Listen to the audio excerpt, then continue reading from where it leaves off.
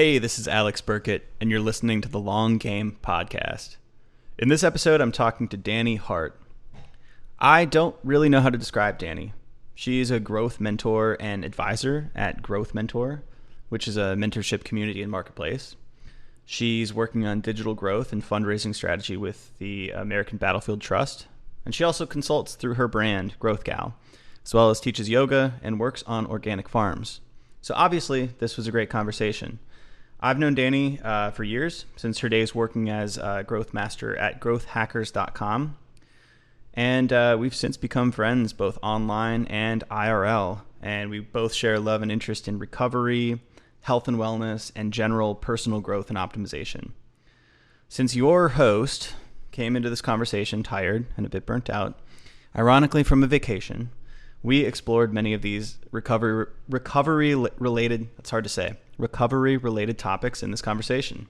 Listen through and you'll learn how to become a better, healthier, happier version of yourself and bring that to your job and become much more effective as well. Without further ado, here is my conversation with Dani Hart.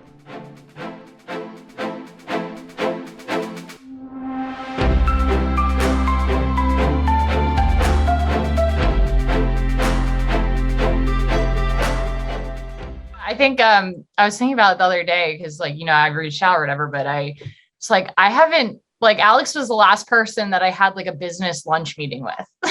Oh yeah, we were in New York right before the pandemic. Right before everything started. I just moved there, just getting settled, and you were the last person that visited, Did you were moving to, was it New Jersey or were you in New York?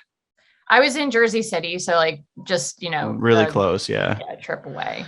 Did you book it down to Baltimore during the pandemic, or when did you head down?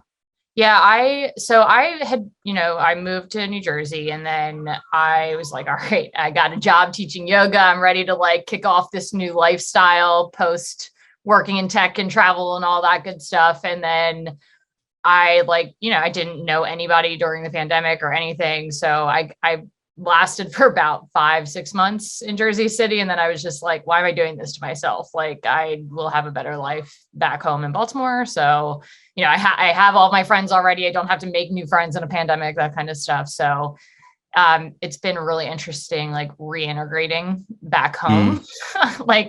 No one really talks about how challenging that is, but I think that's been the most challenging part of my life so far. Just being authentically myself around my family and friends that have known me forever. It's interesting. Yeah, absolutely. And especially any move mid-pandemic, I feel is going to be an extra level of stress. Yeah. Yeah. You're completely out of tech, or what are you doing nowadays? I joke about that, but I can never get away from it. So I have 3 different clients I'm working with primarily now. The American Battlefield Trust, I coordinate their digital fundraising. So any email or modal on the website, anything that will bring in more donors, or, we have different campaigns that we run where we'll save battlefield land and then run different campaigns around that. So I'm on the digital side, which is great. So I do that part-time. And then I've got a couple of other clients. So Eternova I'm working with, so they're out of Austin, turning those ashes into diamonds. So I'm writing a lot about grief and really just looking at life and death in a different viewpoint of not different, but just more holistic of what does this mean for us, and how, when someone passes, how do we start a new chapter while we celebrate and honor their lives. So that's a lot of fun, very creative work for me. And then my last client is the growth mentor. So I am the mentor ambassador, meaning that I can help build up the mentor community and get to do what I love doing at Growth Hackers, which was the people side of things, just kind of being more involved in the community and the thought leaders in growth. Can you describe Growth Mentor real quick? Yeah. So it's a community where mentees can sign up and anybody can be a mentee, and it's really just focused on growth. So Foti, the founder, started it because he was the he was the head of growth at Euro VPS and was looking for help and just someone to bounce ideas off of, being in that space. And he could never find it, and he could read 20 articles, but like when he like actually got to talk to somebody, it was much more efficient. He got to like implement something that day. So he kind of started it on his own idea that more people needed that. And then we met up right after I had left Growth Hackers. He had contacted me to be a mentor, and was just like, hey, I want to expand this. And so we've teamed up in terms of like me trying to figure out how do we convert some of the Growth Hackers community over to Growth Mentor, just knowing that people learn different. And if they can talk to other people in the space and get their, plan looked at, or just holes poked in their own plan, or I guess it's the same thing, but yeah, it's just a good place for people to meet other people in growth and yeah, I don't know, learn, grow, bounce ideas. So I resonate with that idea. I've always found that I like blog posts. You can find a good blog post. I write a lot of blog posts and hopefully they're valuable, but, going to conferences for me and going to like lunches all the time here in Austin, there's a lot of good marketers and like kind of, thought leaders here. I've always found one of those conversations, the right one, is worth 100 blog posts, because you get like the specific advice, which you alluded to, but then also there's something about the fact that it's a private forum. So I think when you're writing a blog post, like you have some what's in it for me purpose, right? Like you want traffic, or you want to look good, and it's like a case study or something like that. You're polishing over like the not so fun parts of it. Whereas like you get a personal conversation over lunch, over coffee or something like that, or through Growth Mentor. And you're going to get, for me, I feel like I get more honest advice sometimes.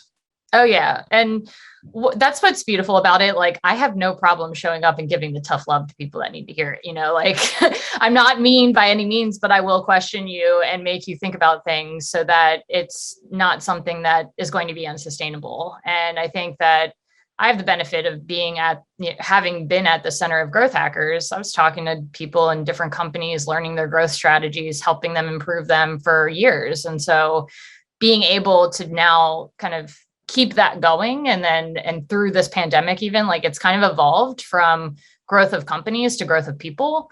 And I really focus now on getting people to really understand what their core values are, what their personality traits are, that make for strengths in the workplace, and how to relax. So it looks different based on kind of who approaches me. But for a lot of people, they end up having multiple calls with me, and that might be over the course of 3 months or something like that. It's pretty flexible. So I love that. But it's been really nice to just get out there and also be a mentee myself. Like I talk to so many mentors that I'm always learning like what they're doing and how they're approaching things. So it just kind of keeps me sharp in growth as well, even though I'm kind of on the perimeter these days. So that's cool. You're advising and consulting for the company itself as well. You're also a mentor on the platform and also a mentee. So you're getting value from all sides and giving value as well. Yep. And just a couple months ago, I got up to 100 reviews, which, everybody's always like, why do you do it for free? Because, until Growth Mentor like brought me on as the ambassador, I was doing it for free. Like, it's just like, whatever, like I've got the time to spare. It keeps me sharp, all these things. It's also my way of giving back. And I've realized that it's been tenfold. Like when I got those 100 reviews, they created a video for me of like what people said and how I've like made an impact on their career and everything. I'm just like, you cannot pay for this. Like, this is amazing. Like, I feel so good right now. I have like that video whenever I'm feeling bad, I'm just like, all right, I'll play the video. Right. So I saw some of those reviews and a lot of them were raving about more of the personal side of growth. So it seems like you talk a lot about burnout and recovery, healing. Would you say that's kind of how these sessions cater? Or, I mean, I'm sure it's a mix. It's definitely mixed. I mean, there's the people that find me, they're like, I want to talk growth and growth hacking and I want the hack, right? And I work with them because there's usually something that they can try right away that's going to have some kind of impact. But at the same time, they need to understand that growth is a process and it takes time and, intention about where you spend your energy and your effort, and also how are you always sprinting? Because if your team is always sprinting, like you will never, I won't say you'll never accomplish anything, but you'll need to take the reins in and learn from what the growth that's happening when you are sprinting so fast. And so I think that what I've learned is that growth, it starts, I think people's journey starts a lot of time through company growth because they're like, oh, this is the hot thing. I was in marketing, now I'm in growth, whatever. But then it's a certain like type of mindset, right? The growth mindset that then makes this personal growth so much easier, I think, because you're used to kind of, okay, learning, going like, and it sucks when it's personal because it's like, wait, I did something wrong. But every time you make a mistake, you get better. And so it's all about mindset at the end of the day, like how you're approaching your own life, but also your own career and your own mission and vision that you have for yourself. That's a funny connection. I've noticed it kind of going both ways. It's like the people who are really interested in biohacking and personal optimization and productivity tend to go into careers like growth and like conversion optimization and in general tech because of the similarity there. And then vice versa. You see a lot of tech influencers talking about like 8 sleep or meditation, or like everybody's got kind of a personal mindset as well in terms of like how they're trying to improve their life. And it could be on multiple dimensions. It could be like pure productivity, trying to like increase their output. And now I think there's a lot more of a focus on the recovery side, which is like, how do I have a well-balanced life? Like, how do I like carve out space for creativity and emotional expression? And it seems like that's now like the focus of companies, as well as the people who are doing the build, measure, learn cycle kind of on themselves. For sure. And yeah, that's exactly what it is. It's just this positive feedback loop of like, okay, what are the inputs? What are the outputs? And let's just continue this cycle, because otherwise, like life, I don't know, life's boring without that to me now. Do you find that a lot of the people that approach you in this space, whether they're tech entrepreneurs or growth marketers, do you find that there's a pattern that trends towards, burnout and kind of overexertion? Yeah, I mean, I think it's interesting because it shows up so different for each individual. And what might look like burnout to me might not look like burnout to someone else. For me, I started getting like physical symptoms where I was getting migraines and like just had never had migraines before, and that was actually right around the time that you and I met. And I realized that there was a better path forward. Like I just knew I needed to make a change, and I did. And that was like a very intuitive thing for me to do. And probably because I have a background in, I went to school for marketing and environmental studies. So I was constantly looking at like marketing, how can we sell things and fix problems and all that. But at the same time, like there are a lot of problems already out there to fix on the environmental side. So like, let's be sustainable about how we approach these things. And so I think that's a unique, it kind of insight or bias to bring to the table. But I find that a lot of people are, burnout shows up as imposter syndrome, right? Where they're just overwhelmed and just like, can't even think about the idea of like trying something new right now. So I usually just work with people to kind of get them back to like what makes them uniquely them, and then help them build from there. And it's been so cool to just see like people's confidence rise through that process, because they realized they weren't, not confident. They were just overwhelmed and they weren't doing what they were meant to be doing. And so once they get that fix, it's like, oh, wow, this feels very different, but very good. Do you think so? Burnout, you have such a good point here with burnout kind of exhibiting itself differently in different people. And for myself, like I never noticed when I am getting towards burnout. Like for me, it's very difficult to notice when I'm kind of overexerting myself. I think it's usually I start sleeping less well, and I'm really stressed, but also completely devoid of creativity. So I kind of feel bored and stressed at the same time. It's this really strange feeling. And then I'm like, all right, something's got to change. And then I'll usually like take a step back and figure out what that is. Do you think people can be burnt out from underexertion as well? Like, can you simply be bored and unfulfilled, or is that a different term entirely? Definitely. I mean, burnout is really like when you're not being valued, appreciated, or you're overworked, overexerted. And I think that undervalued and underappreciated thing is really important, because, if you're just sitting there and you're in an unhealthy state, or you're stressed and all you're doing is scrolling, you're not fulfilling your values. You're sitting there and you're, if you don't fall for something, or if you don't stand for something, you'll fall for anything. And I think that that's kind of where a lot of people are these days, that they're so stressed and overwhelmed, and they might not even know that like consciously, but their bodies, I mean, we've been through so much trauma in the past couple of years collectively as a society. And if you can't acknowledge that, then you are just going to be walking around with this heavy weight on you, instead of saying like, hey, we got to get through this. We got to find a better way. Let's address this. Let's stop scrolling. Let's do some of this hard work. But unfortunately, I think it comes down to the individual and if they're ready to do that. For me, like I have this like pendulum idea, right? Where you're kind of like somewhere in the middle, but you stress yourself out, you go to one side of the pendulum, and then you're like, crap, I need to relax, right? So then you jump to the other side, and then it's like, whoa, I don't know, like you're just kind of like bouncing back and forth. And then you find that, okay, there is an equilibrium where we can rest and stress and have a good balance of the two. And we can perceive that stress as good stress, and we can ensure that we're taking care of our mental health and all that good stuff. And we're in the middle. But that doesn't mean that something isn't going to come along and throw off that balance. And then you're back in that swing of the pendulum. And I think that that's like a misconception of burnout, is that you just like fix it and it's done. Like, no, it's just that it's giving you these warning signals that you need to make decisions, based on kind of what you're feeling, what what you've experienced, and use yourself as that guide. So yeah, definitely. If they're not being stimulated, then I think that there's none of that good stress either. Stress can be very good. And there's a lot of studies showing that the way that we look at stress is how well we manage it. So if we say, hey, I just got this puppy, it's so stressful, I can't go anywhere because this puppy is taking over my life, versus this puppy brings me so much happiness. And now, I have a new challenge of taking care of another life, but I am working through it and I'm learning in the process. I'm becoming a better person. Like, I look at that as a good stress.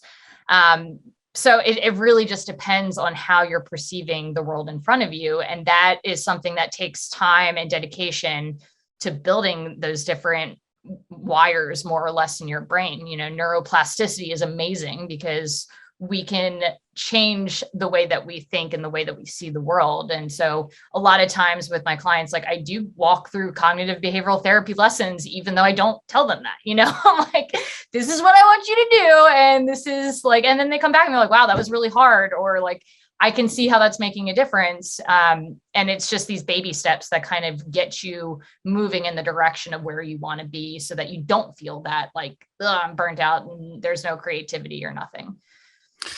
That was an awesome answer. There's so many questions I have now. One, maybe I'm reading into this in maybe an incorrect way, but it sounds like there's two dimensions that you may score burnout on. One is simply kind of a physical exertion or mental exertion level, where it's like you've got that pendulum. You could be overexerted, or you could be underfulfilled and underexerted, but you want that sweet spot in the middle. But then you mentioned something around perception and the idea of like good and bad stress. So like you can have a dog and, there's a ton of stress, but like seemingly you want the dog, and that's part of like your mission, so to speak. Like you have chosen this path and this stress. So like, therefore it's a good lens that you're looking through. So it's like, if you're learning chess, you don't want to be bored. You don't want to play against opponents who you're just going to crush. And you also don't want to play against grandmasters if you're just starting out. You want that like good level of exertion. But then on a different dimension, it's like, well, do you even want to play chess? Are you playing like a totally different game? Because let's say the stress is not from a dog. Let's say it's from a job that you don't actually like, and a company whose purpose you don't align with. Like, is there any amount of like, pendulum optimization that can make that worthwhile? Or am I reading into this the right way? Like, there's kind of like what you're doing and then how you're doing it. Yeah, I think these are great questions. And the way I look at it and the way that I've been trained to look at it, I guess, is that like, there is two types of stress. There's eustress and distress, right? So eustress is like the positive, distress is like, oh, that's awful. So, when you enter a scenario that's stressful, you can say, okay, is this going to be a positive thing or a negative thing? And you can kind of set that standard walking into it, but sometimes things come up and you don't know about it, right? Like, animal gets sick, but obviously I'm around animals right now. So a lot of animal analogies, but animal gets sick and it's just awful. Like, you have to realize that they might not be with you. Right. So then there's like a deeper level of introspection, I think, that happens that helps fulfill that deeper meaning. Right. So like, there's this term called post-traumatic growth. And it's when people who experience PTSD, post-traumatic stress disorder, and their bodies are put into fight or flight, like unwillingly, it's like they freeze up, or maybe that have outlashes, however it shows up for the individual. There's about 10% of people that take that post-traumatic stress and they turn it into growth. And I think it has a lot to do with locus of control, how much you look at the world and say, I'm living this life and I'm doing that. And that's very difficult to do in a very stressed state. But that locus of control, I think, is a measure, another dimension, another measure of how we can look at, are we living our lives, or are we being told how to live our lives? And a lot of people, I think, in growth are in the former of we're leading the charge, right? Because they kind of have to plan for it. They have to say, okay, here are the inputs, here are the outputs. This is what we're learning along the way. It's a process, blah, blah, blah. But yeah, I don't know if that fully answered the question. Yeah, totally. Well, what you just said reminded me of two, I guess, philosophical frameworks that I like. Stoicism. So I read a lot of that right after college, Marcus Aurelius, Seneca kind of stuff, where a lot of their message. Yeah, right. It wasn't too bad. Yeah. They have cool messages around perception, right? It's not the object or the event. It's kind of your perception of it. So I love that. A lot of mindset stuff here. Also Viktor Frankl, logotherapy. Like there's a lot of this idea of like, it's not the thing itself. It's like kind of the meaning that you imbue on it and like your sense of control over it. And I think in flow, about the flow state, I think that's one of these big ideas too, is like how much control do you have over your like effort and output and stuff like that. So the mindset stuff seems very, very difficult and very long-term, right? So that's, I'm sure, why you're walking through cognitive behavioral therapy questions. But I want to ask like a cheater question. I want to ask like, are there shorter term things you can do? Like if you find yourself, let's say completely hypothetically, just for the sake of story, let's say I'm exhausted today. Let's say I just spent a week, drank too much at a Jimmy Buffett concert in Aspen. I drove back for 2 days and I tried to work while I was driving. Let's just say hypothetically, this is the case with me. I'm not saying it's true. So I've gotten less sleep, just a little tired today, trying to get back into work. What do I do? Take a nap. So just rest for a little bit, right? Yeah, no, I mean, obviously I'm speaking from a place of having gone through years of figuring out how to have my own work-life balance. And I'm at the point where I value my time and my rest and my recovery so much. I look at it as a healing journey. Like if you get to that point of burnout in your life, you need to address it. You need to acknowledge it. Sometimes you can't do it right away. Like I love this example that I have for myself because I'm like, I look back and I'm like, I'm so proud that I was able to do that. Like, how was I able to do it? And when I look at growth, when I was at Growth Hackers, I had like just launched a website product and then we had the conference. And the week before the conference, when I have all of these to-dos, like just to-dos that I need to do that I know need to get done. And they're small things like getting stickers printed, whatever, but like, just, you got to get them done. There's a lot of details. I went to get away because I was like, I need a vacation before, I need like a breath of fresh air before this chaos. And I got hit with a migraine and I was on top of a mountain and I got hit with a migraine and I was just like, are you kidding me? Right. So my brain really told me like, no, you're going to have to pay attention to this. You have to, and then, I was like, I got to get through this next week and month or whatever. And coincidentally, like I ended up, after I met you, like by the way, we had a great time at the Growth Hackers conference. And then afterwards you invited me to a campfire. And that was like exactly what I needed in that moment, that nice little rest recovery session afterwards, some awesome friends.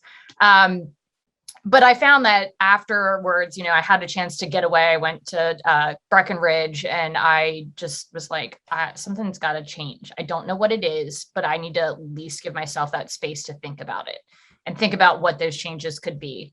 And when I got back to Orange County, which is where I was living, I went to the Korean spa, which has like, a plethora, like just like a handful of different saunas, hot baths, cold baths, everything. And so I just like sweat everything out.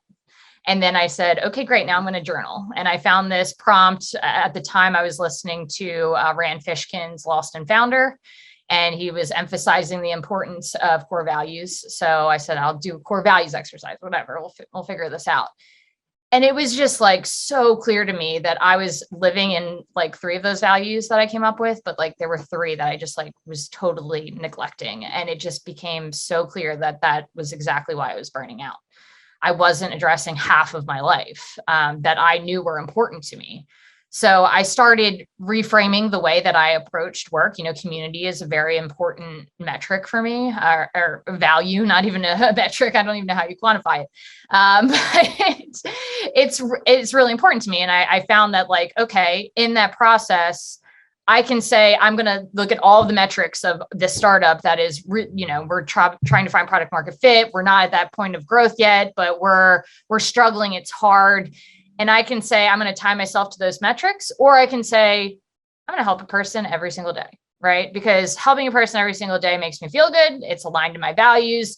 And so I got through the next 6 months of Growth Hackers knowing that, and it was great. Like, I loved that time that I had, like, not closing down a business, but selling a business is fascinating. There was so much to learn in that. And so I was able to flip the script. And that's what, I think is very important, is being able to take a step back, relax, get out of that fight or flight, get out of that chronic stress state that you're probably in if you're just running all the time, and say, what are the questions I need to ask myself? How do I move forward knowing that I can reframe the situation that I'm in, but I have to choose to do that. And so sometimes I do think it's impactful to just get someone to help you with that. And that's why I love Growth Mentor. Like, anybody is welcome after this podcast to schedule a call with me. Like, I'd love to, figure that out, or help you figure that out. Like, I'm a cheerleader, but everybody needs a cheerleader. And especially if you're in a dark place or you're in a super stressed place, like,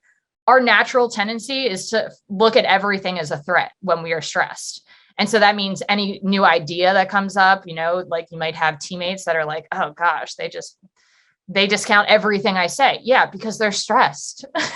But when you see past that stress, you can see, oh, okay, we just need to get them into, like, a relaxed state and then have this conversation, which is obviously easier said than done. But I think that bring that awareness to the table is very important. Yeah. So I was actually going to mention that. I'm glad you said easier said than done, because to me, it's pretty clear when I get, like, a good night's sleep, like 8 hours, and I've got, like, time in the day to process emotion and, like, have fun and, meet friends. I feel better and my work is better through that. But then, that's, like, the simple part of it. It's like, take a step back, rest, reflect, and basically, like, re-enter once you're in a good place. But it's difficult because I don't know. I don't want to speak for my co-founders, but David and Ali also seemingly have this problem, and we have to remind each other constantly. And we've come up with this framework that, paradoxically, if you don't rest and relax and recover, you're robbing yourself of greater work that you could have done if you had done that. So, like, we had to reframe it for ourselves, because I think we're all kind of type A, perfectionist driven people, that the productive thing to do is to rest. But before that, it would feel bad. It's like, well, I've got to, talk to this prospect or do this podcast. I've got to, like, do these 3 meetings. And, like, there was all these kind of obligations running in the back of the mind. But then if you're not your full self, it's like telling yourself to take that moment. Right. So you can rest, recover, and actually return the better version. That's how we had to frame it. So I guess, like, I don't know if this is a question per se, but I guess, like, how do you take that idea that you should take a step back and actually get someone to do it who's maybe a little prone to this, driven workaholic mindset?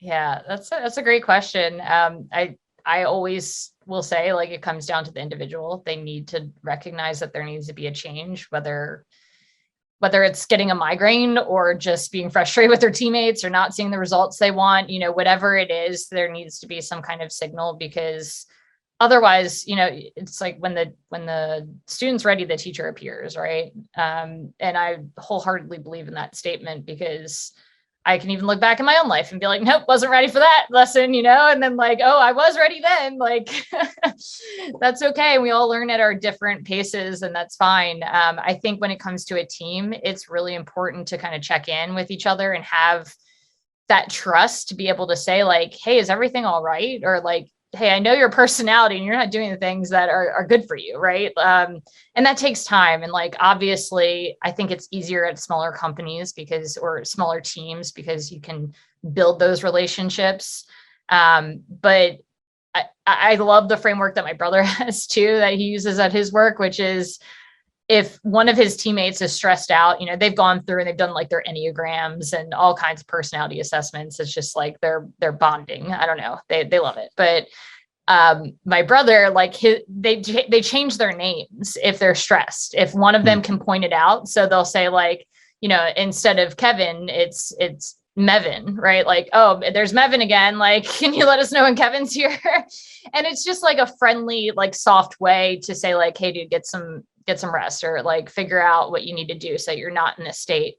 And I don't know. I think we just need to kind of be a little bit more creative with how we approach it, because at the end of the day, we are programmed to work. Like that is what our society has made of us. And so it's a reconditioning to not think that way, right?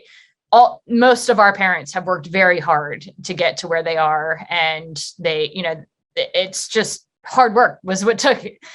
It took hard work to get wherever you wanted to go. And so that was instilled on me. And I'm sure a lot of people in these newer generations of like, you need to work hard, but no one's ever talking about like, well, what about smarter work? And what about like more productive or more efficient, or, like there are other qualifiers. And so when we start looking through these different lenses, okay, how will I be most productive? Well, it's not actually working hard all the time. It's taking a break so that when I come back, I can be even stronger. And so I think it's really helping people to understand the value of what rest can bring. And that's going to look different for everybody. Yeah, you had a cool point on the alternative names. I like that as an idea. I might steal that, but also to this idea of like bringing in accountability, external feedback, and support, I think is incredibly helpful for someone like me who has trouble understanding and like feeling when I'm burnt out. So having like that external feedback loop is pretty important. We started doing something in our weekly team meetings with the agency.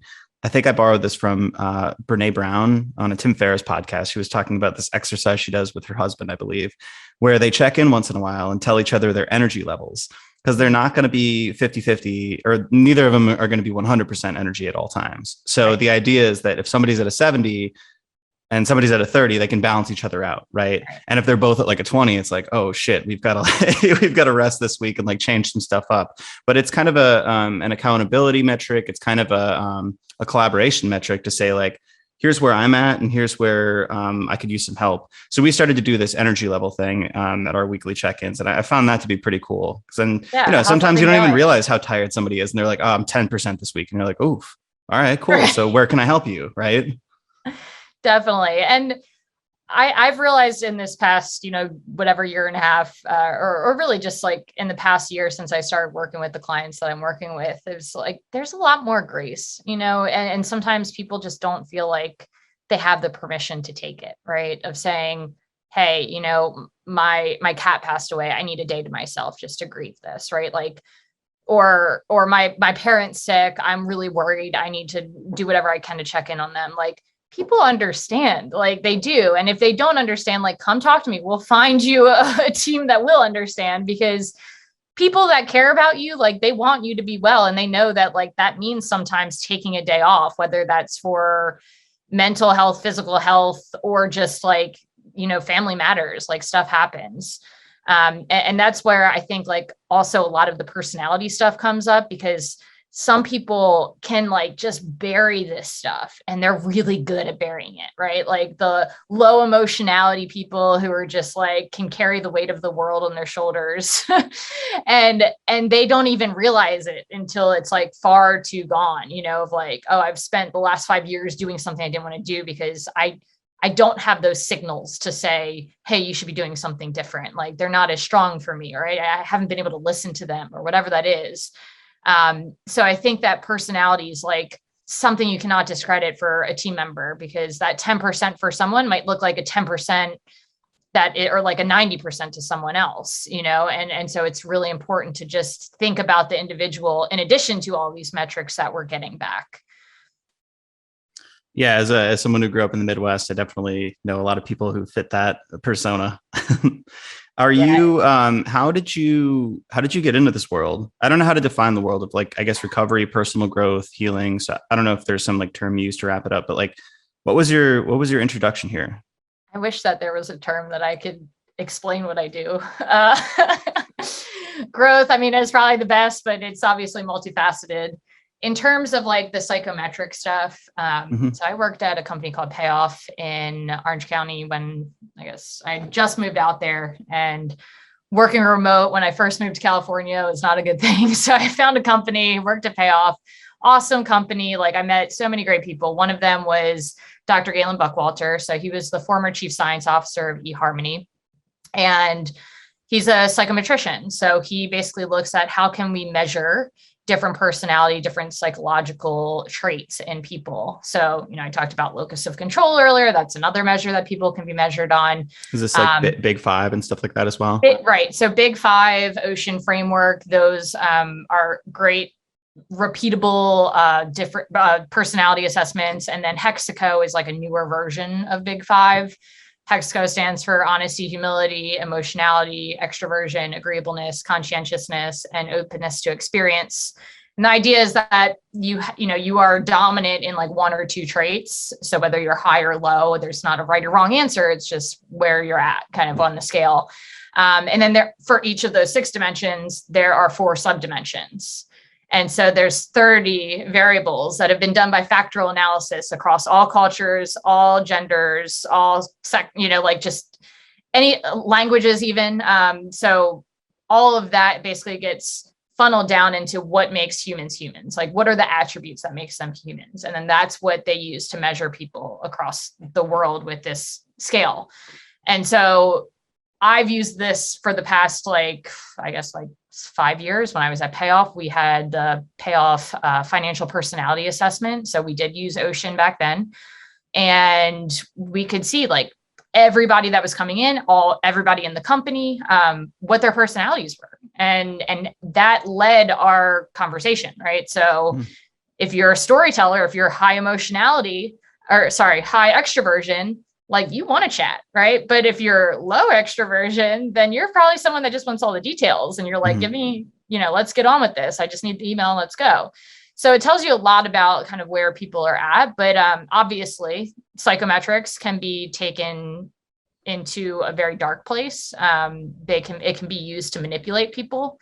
If people aren't aware of how they're being tested for their personality, then that just means that someone else is getting that information and you have zero idea about it. So like if we look back to 2016, Facebook, Cambridge Analytica, all of the Disney princess quizzes and all of that, they were just harboring a bunch of our personality information. So then that they could, it's brilliant really when you think about it, but it's disturbing because then they could say, let's target all of the people that are high emotionality, right, with whatever ad they want to. And then that's going to fuel the flame. People are going to react because they're the emotional people. And then it looks like to the rest of the world, oh my gosh, this is our life, right? This is, we only see 2 sides, and it's really just the 10% of the people that are very emotional, right? That's not the full world, but it looks like the full world because that's how social media kind of happens. But anyway, I started understanding what psychometrics were. And then I moved into growth, which I think I've always really been a growth hacker or whatever you want to, growth leader. Since I left college, when I was doing online fundraising for nonprofits in the beginning of my career, it was all about experimentation and testing. So I just assumed that that's what marketers did. I didn't realize that there was a whole term for it. And then I figured that out. And then I was like, okay, this is fun. We can grow companies, but what about the sustainability part? Like, are we focusing on the right missions here and all that good stuff? And then, oh, wait, like these people that are burning out, like they're not passionate about what they're doing. Like, let's figure out how we can get them passionate about what they're doing and like give them the support for that. So it's really been an evolution. I'm a principles person. I like to look at what is the truth and build from there instead of kind of speculating. And a lot of this, believe it or not, has led me down to the path of like where our food comes from. And so that's like more of a personal interest and hobby now. I don't do it to make money because I want it to be a passion. I don't want it to be something that I have to rely on for money, at least right now. It might change in the future, but I'm learning everything I can about growing food, where it comes from, what nutrients are important, how our soil's being stripped of nutrients. And so that's why we have to start supplementing. And can we get away from these supplements? Like there's a lot of these questions floating around, but yeah, you see what I mean? There's no term to like going to all that. You're working with growing food. Weren't you working on a farm or something like that recently? Yeah, so about three, I mean, maybe with a puppy now, probably like 2 or 3 times a year. I've been going out to Ohio. So I had met a couple who was woofing. So woofing stands for working on a farm or working on an organic farm. And that is, they were doing that in Croatia when I was living there. And I met them randomly at a grocery store. I helped them check out their produce because the system was different in Croatia and they didn't, they weren't speaking Croatian. And we just met, became friends while traveling. And then they moved back to Ohio where they were from and started a farm with like a grant that they had received, or not a grant, but it was like a city program where they could lease the land for 10 years at a discounted rate to be able to start a farm because they wanted to keep, it was under a conservancy that they wanted to keep the land being farmed. So they started farming in, I guess it was like 2 years ago now. And I started going out there in November of last year, randomly kind of reconnected with them and have been going out there. I mean, the last time that I was there, I helped, it was definitely very eye-opening, but I helped process some pigs. Like I took them to the butcher first day there, just like experiences that I just had never put myself into. And it's been really fascinating just to see like my own growth with my relationship to food and to feel so much better when I have the right nutrients, I think is fundamentally where a lot of people are struggling. Because our microbiome and the health of our gut is directly tied to how well we feel. And so, I went through a spout recently over the summer and I was like, you know what, I'm fixing this microbiome. We're doing it. So I went to the GAPS diet, which stands for gut and psychology syndrome. So this diet is pretty much bone broth to start, and then you make it yourself, and then you start adding vegetables and meats and everything grass fed, 100% organic, all that good stuff. And after 30 days I was a completely different person. Like I could feel it. So I know the power and the healing power really of food, and so that's what fires me up now. It's all and it's just growth. Like you cannot try to grow something and not have growth involved, right? There's so many intricacies in terms of growing food, and with climate change, it becomes even more intricate. So just being able to have my fingers in dabbling with some of that is awesome.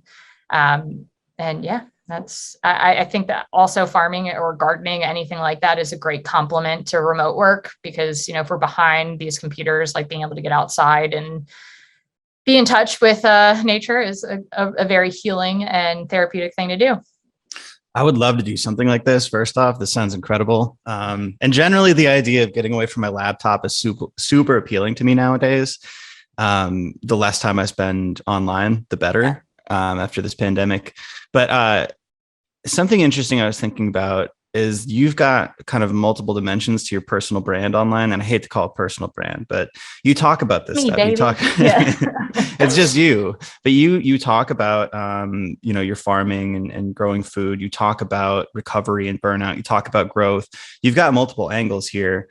And I also, I guess like the converse, right? Like I know people who are very constructed personal brands. Like they think about everything they put out. It's designed to have a certain tonality. It's designed to like push something specific, and they kind of eliminate those other areas of their life. So I guess I wanted to ask if you've ever thought about constructing like a personal brand, or is this something that because you do, you have an online presence, like people know you, people follow you. Have you ever thought about constructing that consciously, or is it just something that, you lead with passion, you lead with what you're interested in and just kind of talk about those things? Yeah, I mean, like, obviously I have my core values. And so that's like important to me. And I write about that and that journey and everything. But for me, like, I'm always like after the flashy object, or I don't even call it a flashy object. It's just like, once I learn something, then it dives me deeper down another path. And so, when I first left my full-time job after that burnout experience I was telling you about, it was like yoga's a thing, right? And like, yoga's going to be my all. And then I'm like, I've learned enough since then to realize like, no, like you just have these different facets of your life. And so it's okay to talk about them, and you don't need to be like this one's on brand, this one's not on brand. Like I am who I am. And so now I lead with just like, this is what I've got going on now. And if you want to follow along, cool. If not, that's cool too. Like I don't, I've been such a strong believer in the power of community since I can remember really. And maybe it's just that sense to belong or no, the more I've learned, the more I've realized how isolation can kill you and it's just awful. And so like community is so important and networking and all of that. And so for me, like it fits my personality and that is how I get my work. I don't get my work through my personal brand. Like I'm not worried about conversions. I'm not worried about all of that. If I was like, I wouldn't be happy. I wouldn't want to do it. It'd be another task. Right. But now like, it'll be like my birthday or something. I'm like, I want to write, so then I write and it's just like an avenue for that. So I've definitely been a much more intuitive person when it comes to my personal brand and just kind of letting my recent endeavors lead the way. There's two things that came to mind. One, this concept, we actually wrote it down as a guiding principle for our agency. This should be fun. So if we're ever doing something where we completely hate it, where it's like not, business crucial or something, there's going to be things we don't like doing our taxes or something. But if we're doing sales and we're doing services and we completely hate our lives, we got to stop and question why we're doing it. This should be fun is such a guiding principle. So I like that you said that. I've thought a lot about that with my personal brand, so to speak, as well. I don't want to do things I don't want to do, I guess. Yeah. But also, how lucky are we that we can say that? I know, right? It is a great position to be in, but there's also like dilemmas that I go through, which is like, I run a content agency. So should I stop talking about conversion rate optimization or should I, just shield the other aspects of my life that I like to put out there and just focus on this content thing? Because business-wise, that may be the best thing. But then there's this other idea that, the convergence of your unique dimensions or the convergence of different dimensions of you equal a unique person, right? So I think Naval Ravikant talked about this kind of competing in an audience of one or like in a field of one. And I think he used Joe Rogan as an example. He's like, he's a comedian, he's a podcaster, he's like a fighting commentator, and like nobody is like all of these things together. So he's not really competing with anyone. So I think when you do lead kind of authentically with whatever you want to do, you end up kind of being in an audience of one, which is kind of cool. Yep. I mean, definitely not intentionally, but I think it was also like one of those things where I didn't really focus on my branding much besides, I mean, my name's easy to remember. So I guess that's like, I'm lucky there. But when I started thinking about time, or really when I started thinking like, and I wasn't just doing all the time and doing like task and all of these marketing things and creating the conference and all that good stuff. Like when I had time to sit back and say like, what's important to me? It's like, I want people to resonate with who I am, not with what I think I should be or anything, like I want people to say, you know what, I'm curious about sustainability as well. Like, let's have a conversation versus like growth at all costs. Like the growth at all costs were burning me out. Like, I was just like, I don't want to talk to you anymore. Like, this is just not aligned with me. As soon as I started talking more about like the sustainable side of growth and rest and that kind of stuff, like people came out of the woodwork and they started DMing me, and it's just like, oh, I'm curious about this too, or this worked. And so it's created like its own little culture within itself.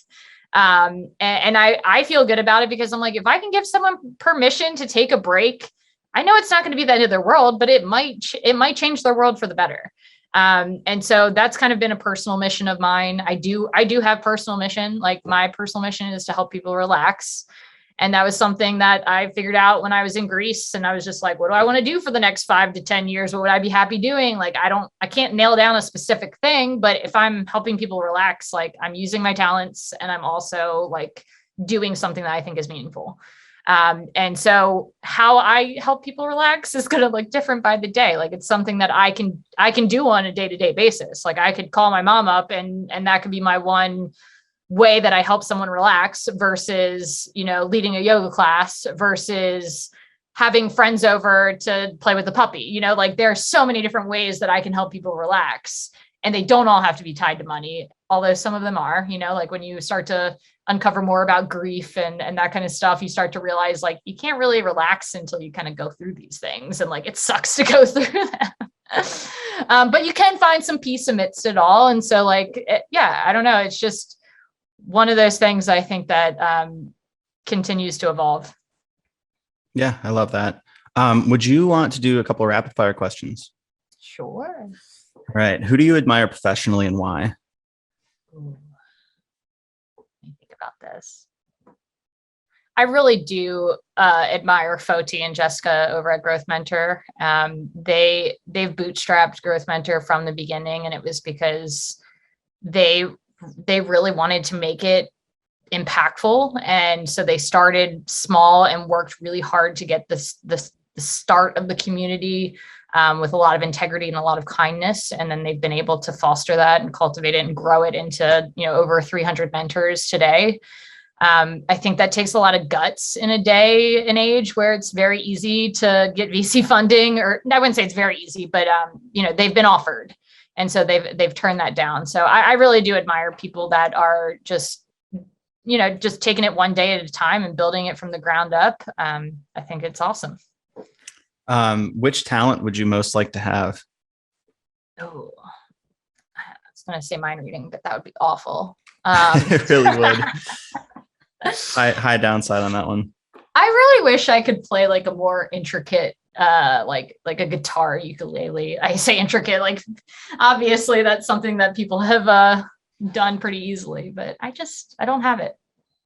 I think you could. I think you could definitely pick up a guitar and learn pretty quickly. I definitely spoke this to the wrong person because you're a guitar player. We'll do a lesson. We'll do a virtual one. That'd be fun. Do you consider yourself more scientific or artistic? Oh, that's good. I think that I kind of think they go hand in hand, because I think like science is the ability to like question things. In my mind, it's not like anything is truth. And I think that you kind of have to be a little artistic to say, what are the questions I should be asking? So I don't know, I'm a very inquisitive person. So it's I guess I would lean on scientific side. But my work is very much creative. That's one of my favorite answers I've heard to that question. That was good. Oh, cool. If you could have dinner with one person, dead or alive, who would it be? Dead or alive? Probably Gandhi. Mm-hmm. Good answer. Just be like, what happened? How did that go? How did you make it through? That would be fascinating. What do you consider the most overrated virtue? Hard work. I love that. Yeah. What's a career choice you considered but didn't pursue? I always wanted to sell renewable energy. That's why I studied marketing and environmental studies. So I was going to sell renewable energy. So maybe one day. Could still be in the future. Yeah. A lot more options now. For sure. What blogs, podcasts, and influencers do you like to follow right now? I'm more on the books right now. I'm getting back into Brene Brown. I know she has a new one coming out. So I'm like, all right, always a good refresher. And then in terms of like what I'm following on social media, it's like all gardens and farms and how to get all these, I don't know, it's just like random hacks of gardening and whatnot, which I find teach me about other facets of life too. So it's good. It's good to like not be following something that I'm not like burnt out on. Yeah, for sure. Yeah, I find myself reading kind of fewer and fewer business books and more from very esoteric subjects, in my opinion. Reading this novel, I think maybe I might have mentioned this to you, but The Overstory, it's this novel all about trees right now. How is it? Completely different. I mean, it's amazing. Yeah.